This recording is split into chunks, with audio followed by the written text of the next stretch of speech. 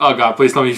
Okay, hi YouTube, it's Power Mixer 8 here again with a remake of the Vampire deck profile. And notice that that's actually the most popular video I have on my channel. So, the quality on it sucked because I used my webcam. So I figured with the camcorder, we should have a better quality video. Don't you agree, audience? Yes. You're not an audience, but cool, you're cameraman. Get it right, cameraman. Let's get into this deck profile. So we have 3 Sorcerers, who is our bread and butter Searcher, and banished to normal summon without tributing. Floated for days. Also searches field spell, pretty nice. Our primary transmodify target. Also, if he deals damage, you make him mill, which can trigger the field spell. Not bad, and searches for almost anything. Double Zombie Master for swarm plays. Double Mizuki is like the worst card to draw, because he's an Earth attribute, so he doesn't work for transmodify. And that just makes me so angry inside. Also, he just kind of clogs. But if you go level ball chain, dump him, you're great. Triple Shadow. I know I'm talking about, clogging with Mizuki. It sometimes feels like he clogs, but it's not too bad. Triple Duke. Get 1 in graveyard and you're set for life. 1 Grace, another transmodify target. Also just, once per turn, every turn, triggered the field spell. You can't ask for more than that. 3 Kingdoms. Got my supers, I'm happy about that.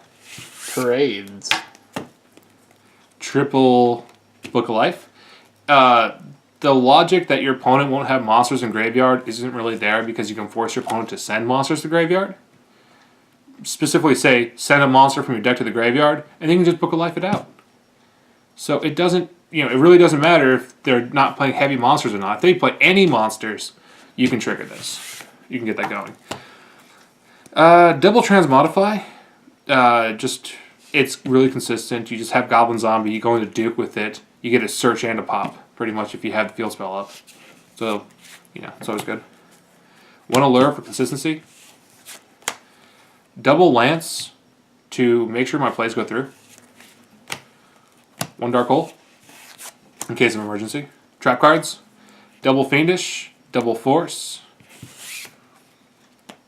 1 Vampire Takeover. Just good if, they attack it and you want to go, oh, flip this, get field spell, I win. Bottomless, Torrential, Compulse, Solemn.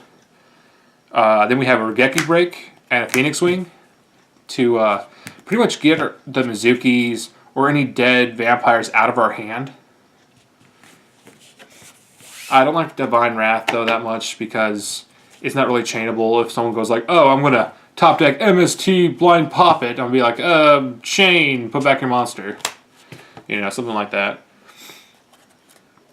Going on to the extra deck, we play double Brams. He acts as a big eye from your opponent's graveyard. And anytime he dies, he comes back on the next standby phase. Of course, he comes back in defense, but we'll take care of that in another issue. Double Adrius, because the Shadow and Duke can only summon Dark Exceeds, so we have to play Dark Exceeds. Adrius is a good card. He just pops face-up cards. It's good if your opponent has something stupid up that shuts you down. 1 Shark Fortress for the OTKs. You just choose Bram to go into double attacking. And with the field spell up, he's 3,000. So that's a 6k hit right there, or 6k 2 hits. If Bram comes back in defense, or if they have a monster in defense for your OTK, you can drop Gaia Dragon and shoot first for damage and then 6,000. For the rank 4s, we play Level Ball Chain. He's the most essential part of the rank 4 lineup to stack up your Mizukis in grave, and it's just too nice. 1 Black Ship, 1 Cowboy, 1 Diamond Dyer. Basic uses, get rid of problems, finish up the game, and get rid of problems.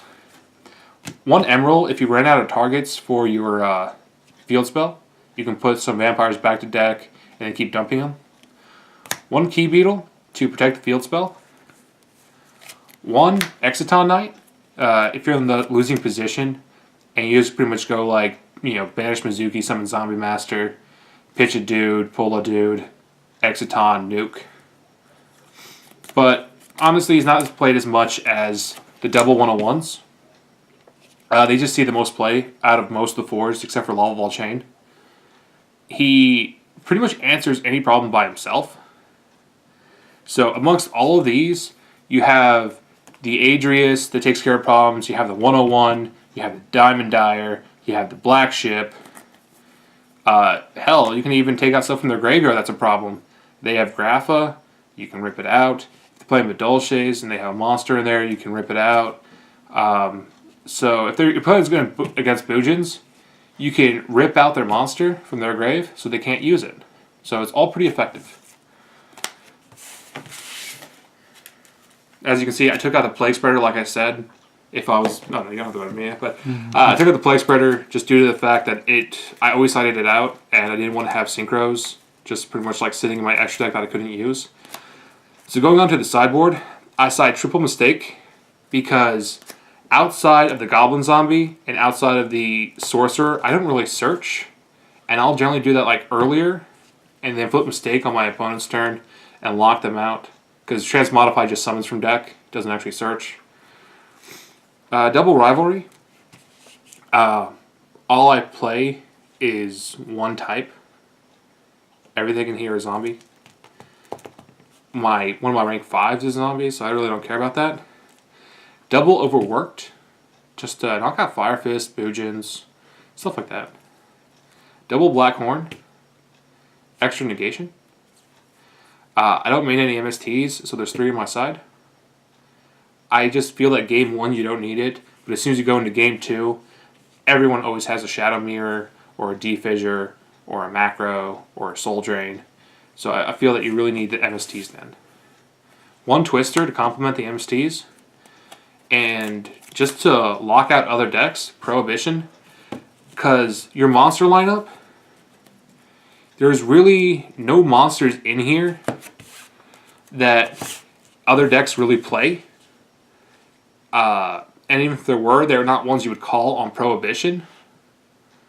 So you don't have to worry about prohibiting something crazy.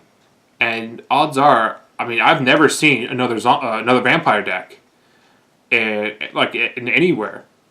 So I am not worried about running up against someone that's also playing Vampire Sorcerer. I can play this deck knowing I'm the only one playing it in the area. So Prohibition affects me in no negative way whatsoever. Now YouTube, in your area, it might be different for you. You might have a bunch of people playing vampires. You might have a bunch of people playing zombies in general. In that case, maybe Prohibition's not the best card for you. But for me, I play against a lot of random decks. A lot of Fire Fist, Constellars. I play against Evil Swarms, which are always a problem for this deck, just due to the nature of the level 5s. So, well, YouTube, I hope that this video is better quality than the last one. I hope to keep all the fans that did enjoy the first one. I know that there are a few of you that are glad I put something up that's not complicated. It doesn't play any gimmicks. This is just all legit and consistent. The only bad times is when you open up Mizuki and Transmodify. That's when you're like, I don't want to play this game anymore. So, thank you audience for subscribing before to my old vampire video. I seriously hope you enjoyed this one. McCool, thank you for recording this for me. You guys have a great day. See ya, peoples. Bye.